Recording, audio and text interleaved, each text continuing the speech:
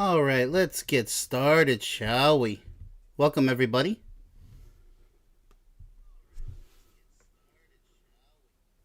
We are good to go.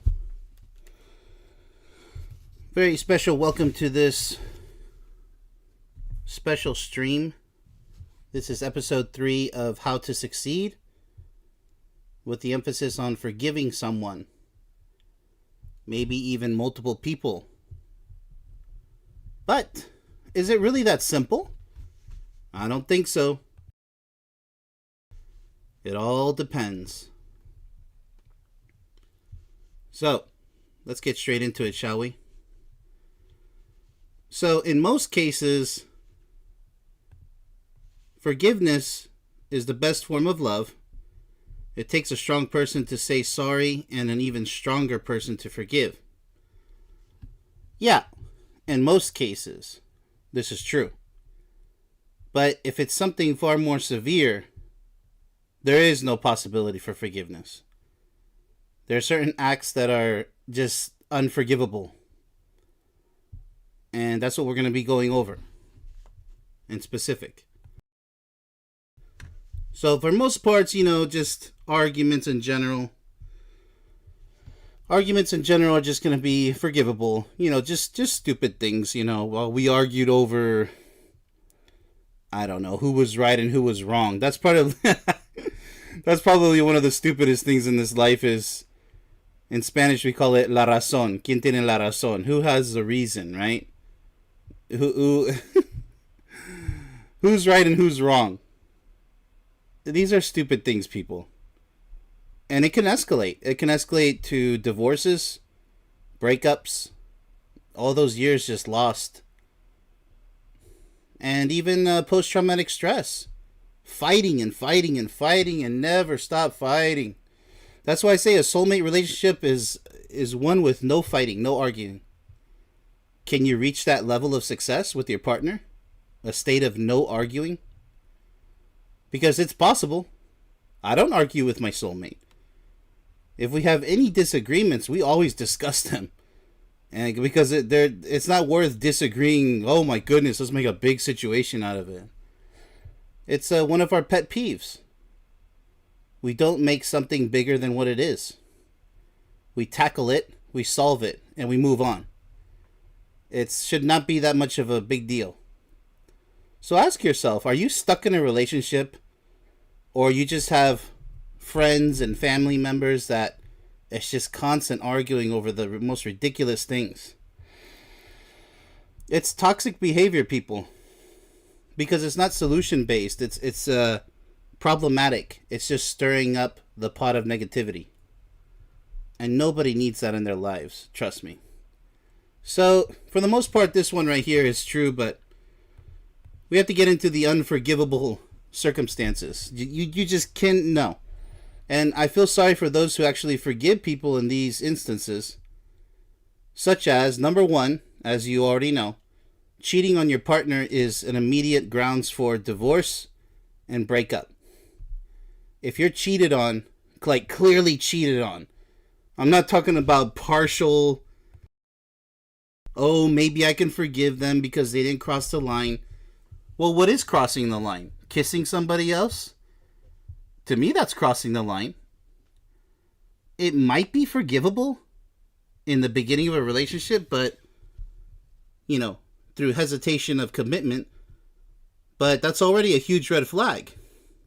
They betrayed you. What do you think is going to happen in the future? If you're already starting at such a weak state where your partner cheats on you, or you cheat on them, it's over. I'm sorry. Because they were not worth your trust, and you didn't earn their trust, right? Vice versa. The trust isn't there. And the most important part of any relationship is trust.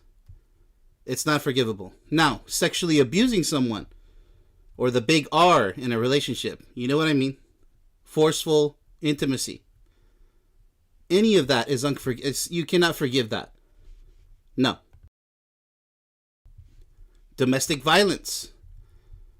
Punching a spouse, throwing things, cutting, hitting, it doesn't matter. It's not forgivable. That's out of control. An enormous red flag. Murder. Okay? What do you want to do? Be for the rest of your life with somebody who murdered somebody, who killed somebody else? How do you know you're not next? Extreme verbal or physical abuse. It's just not forgivable. Sorry. Now, if you were a soldier deployed overseas and you were forced to shoot someone, okay, I get it.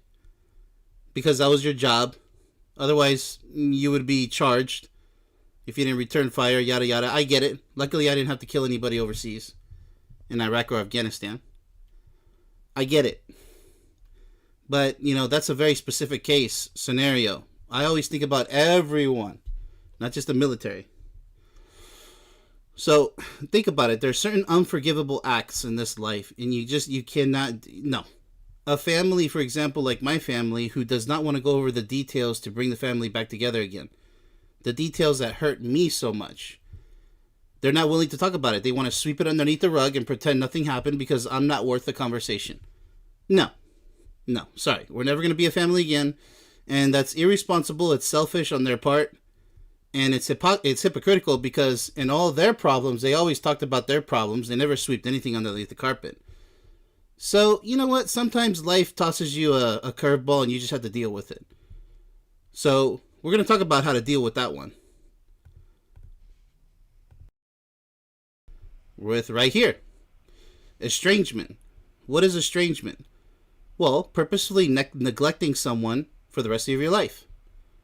Or momentarily until they change their ways. You have to neglect them.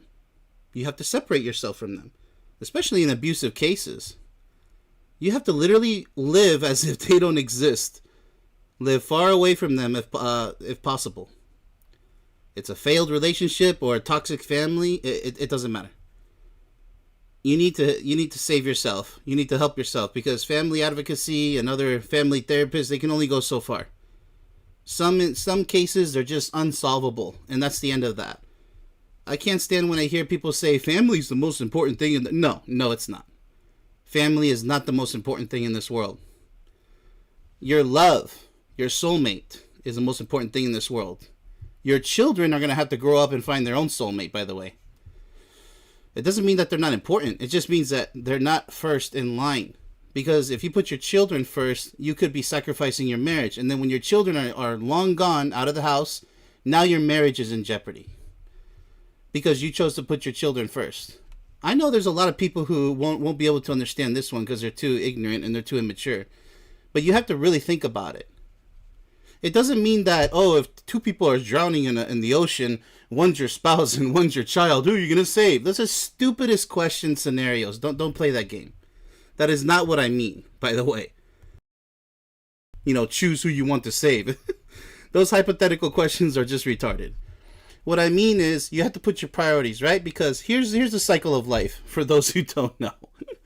You're born into this crazy, insane world. You have to learn what life is about quickly, by the way, through your slave school, what we call school, slave labor. And then you go get a slave labor job. Hopefully it's something you enjoy doing. And you pay bills. And then you get married. Hopefully you find someone, that you love. If you want to have kids, right? So let's say you have kids. Okay, so you have kids. You spend your whole life raising those kids. And I hope you don't sacrifice your marriage. Meaning you have to be both a spouse and a parent at the same time. Hey, that's tough luck. You wanted kids, right? So, if you're not, responsible and capable of being both, then don't get into a relationship. That's a serious long-term relationship. It's just that easy. Because when the kids leave, as I said before, you have to come back together again as a couple. Just like you started. And it doesn't matter how old you are when that happens. That is the cycle of life. Because if you fail to maintain your marriage, okay, highly attentive to your spouse, highly sexual, highly youthful, then there's nothing waiting for you at the end of the tunnel once you raise your kids. And guess what? You did sacrifice your life for nothing. For raising kids and then having a poor marriage because you couldn't maintain both. Oh, but my kids. Your kids didn't ask to be born into this world. You brought them into this world. So now your spouse is going to be like, and this could work both ways, by the way. What about me? It's not like they're another child. It's just you ignore your spouse. You have nothing to look forward to in the future. And you know what happens? This is really sad. Then they become grandparents and they end up taking care of their children's children. How pathetic is that? It's okay to take care of your children's children, the grandchildren every once in a while, but to become a full daycare center to where your children don't know how to take care of their own kids. Oh, hey, mom, dad, can you just take care of my kids for me? Okay, bye. That's a form of abuse. You're abusing your parents, tossing your kids in. I've seen this happen so many times. It's sickening. And the kids, they just use their parents like, oh, okay, well, you're the grandparents, so here, it's supposed to be fun. Go bake them some cookies. You don't even care about their lives. I mean, they just got done raising you and bidding you farewell. And here you come back with your own kids. Oh, hey, just take care of them for free. Wow. Talk about being heartless. So some cultures are like that, which is really pathetic, and they need to really change that stuff. Let's move on, shall we? People are going to try to argue me with that because they don't think about it. So learn from the past and think of the future. In terms of forgiveness, that's the main topic of this stream. This is what it's all about, right? Do not forget the past. Keep learning from it. That means that if you did forgive somebody, learn from that experience and move on. And if you couldn't forgive somebody, it doesn't matter. Learn from the experience and move on. You don't have to forgive somebody. All right, let's see if we're connected back here. Yeah, so they don't have to get on their knees. They don't have to beg for forgiveness. In the case of forgiving somebody, you just have to really know that they mean it, right? In order to forgive somebody. But if you really look at it, it doesn't matter if you forgive somebody or you don't. The outcome is the same. You still have to worry about your future, go back to living your life. What could happen is that maybe you guys do stuff together again. I'm talking about in a family or friendship, relationship. But if it's an ex-spouse or something, no. There's no such thing as a friend who's an ex-spouse, ex-boyfriend, ex-girlfriend. Get over it. Move on. You need to find your soulmate. Spend 100% of your time together. Otherwise, you're just going to be another failed relationship. So learn from your past, create your own future, forgive but never forget. Otherwise, you're going to fall for the same mistakes all over again. All right. Disturbingly enough, some people don't believe that PTSD exists. Oh, yes, it does. Post-traumatic stress disorder, an actual disorder, meaning you can barely function. I've seen this myself. Okay, I don't have a disorder. Everybody has post-traumatic stress or post-stress. 2 or 3 parts of that acronym. You don't have to have all 4 parts. Get it? Got it? Good? Okay, what are the symptoms? Because I guarantee everybody falls into one of these. Recurrent memories of a traumatic event. Reliving trauma like if it's still happening. Feelings of fear and distress. Being easily startled or frightened. Avoiding reminders of a traumatic event. Negativity about life and the world. There you go. I see that all around me, online and offline. Negativity about life and the world. Love doesn't exist. Soulmates don't exist. Oh, this life sucks. Oh my goodness, dude. What really got you down? Can you not see the beauty in this world? Can you not just chill out for a while and just, recollect and strengthen your mind and your spirit, your emotions, right? Anyways, isolating from friends and family, yeah, by not leaving comments, and I will get to that. Talk about isolation. Loss of interest in things you once enjoyed. That's everywhere. Trouble concentrating. That's everywhere. Mood swings. That's everywhere. Difficulty sleeping or sleeping too much. That's a huge one. Feelings of hopelessness, guilt, or shame. That's everywhere. Self-destructive behavior or risk-taking. Misusing drugs or alcohol. Oh my goodness with the alcohol. I've seen people online just chug bottles of alcohol like it's nothing. Like it's a drinking competition. It's so disturbing. So, PTSD, many have it without even knowing it. They don't even know that they have PTSD symptoms. Well, not disorder, but signs of post-traumatic stress, better put. So here's my recommendation. You need to replace old memories with new ones. It's that simple. And if you can't, then it might be a disorder. If you can't move on. I feel sorry for people who can't move on because, oh my goodness, their whole life is going to be a catastrophe. All right. So this is what, I've seen this for several years now. Several years. I'd say back in the year before the smartphone, before technology really had the next best thing, which is a smartphone. I don't know, 2010, I'm guessing, the first smartphone. This is what really gets on my nerves, the silence in this world. I look at my comment section and there's maybe one or two comments. I look at the chat and there's maybe like same people in the chat. So nobody's bringing new people and nobody's really talking that concerns me. It's a clear sign. I don't have anything against those who participate. Only those who participate with just one word, which is useless and pathetic. But those who participate, I do appreciate, like really participate, like they're listening to what I'm saying. And they're actually participating like, oh, okay, I want to say something about that. Not just come over here and say the word love like an idiot. Sorry if that offends somebody, if the shoe fits. That doesn't help anybody by coming over here and typing in the word love. That's just so sad and pathetic on so many levels. And then back on your channel, you're like, blah, blah, blah, blah, blah. Don't come to me in my channel with such useless, things like, oh, just one word. When you're over in your channel, blah, blah, blah, blah, blah, right? You're not helping me at all. So why should I be, interested in your channel, right? That's the way that works, because you're wasting my time. All right, so breaking the silence, people who don't leave comments, don't chat, don't ask for help. Silence is weakness, okay? So I'm talking about the silent weaklings living in misery out there. If the shoe fits. This is very concerning because we're going to get into the forgiveness topic when it has to deal with this. The strong individual is the one who asks for help when he needs it. So that silence is only killing you. Every single time that you remain silent when you could ask somebody for help, but you're sitting there in fear like, oh, I don't know, I don't want to be seen as weak. I don't want to, oh, what are they going to think? What else? You're just weakening yourself worse and worse, and you're probably on some type of substance abuse. If you're not, then your life is full of misery and mediocrity. And I'm here to try to help you, but if you don't take my hand, I can't help you. Don't worry. You don't have to get down on your knees and thank me for helping you. I'm not that type of person. I just want to wish you well and hopefully you can help other people. That's what I'm here for. To develop an army of true love.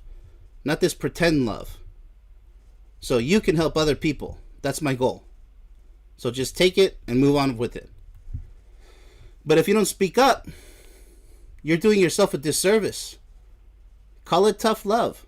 I don't want to see people suffer out there, but chances are I'm not going to even see it because they're too scared to actually speak up.